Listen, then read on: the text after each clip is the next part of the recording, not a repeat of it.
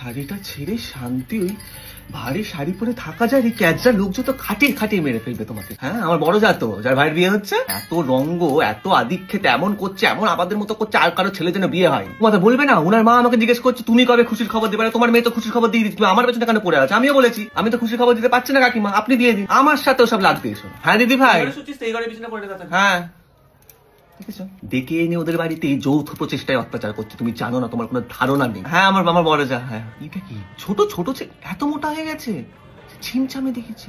ঘিয়ের ডাব্বাটা আমি রান্নার জায়গায় রেখে দিয়েছি, ঠাকুরের ঘিয়ে।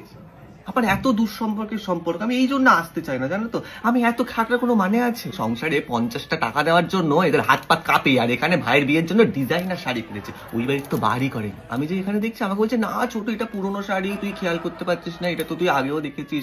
আমি আগে দেখেছি, আমার চোখ কি কানা নাকি? হ্যাঁ আমার চোখ। হ্যাঁ ভাইয়ের বউকে যে গয়নাটা দিল ওটা কিন্তু পুরোনো গয়না, ওটা কিন্তু কেনেনি, পিঁপড়ের পোঁট টিপে খাওয়া মহিলা। তখন আমি খেতে বসে একটা আইসক্রিমের বাটি কি এক্সট্রা চেয়েছি, ছোট আইসক্রিম খেয়ে কি আবার যেন ঠান্ডা লাগাস না, ঠান্ডা লাগাস না কেন? লোক সমাজ আমাকে অপমান করে আমি টের পাই না? উনার তো এখন মাথা চলছে, উনার ভাইয়ের বউ উনার সাথে কথা বলে না ঠিক করে, আমার সাথে হিঁচি হিঁচে কথা বলছে। আরে লোকজন তো জানে, লোকজন তো বুঝতে পারে, লোকজন তো লোকের মুখ দেখেই বুঝতে, তোমার মুখ দেখেই তো বুঝতে পারে তুমি কুচু, আমার মুখ থেকে বুঝতে পারে যে আমি ভালো মানুষ, তাই আমার সাথে ভালোভাবে কথা বলে। তোমার সাথে তো মুখ লাগানোই যায়।